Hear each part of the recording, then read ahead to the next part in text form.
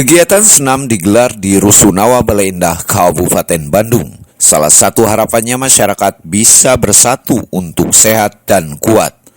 Kang Rajif dan Kang Tony mengapresiasi terhadap kegiatan tersebut. Semoga ke depan bisa lebih ditingkatkan lagi.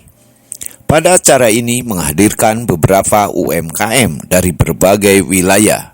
Di sela-sela kegiatannya menyampaikan, ini kan bagian dari hiburan, kita menghibur masyarakat.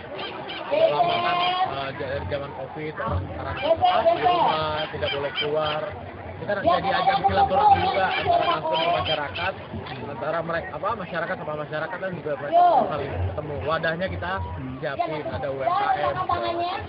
Untuk kegiatan ini apa aja nih yang dilakukan? Ada senam, ada UMKM. Harapannya biar mereka kan senam, olahraga semakin sehat, semakin mengenal Partai Nasdem dulu. Dan kalau Nasdem itu adalah milik masyarakat. Kita akan muter kegiatan kerja sosial, muter nanti per kecamatan sambil bikin olahraga. Makanya kita lihat dulu dengan satu ini, nanti kita akan muter ke Kabupaten Bandung.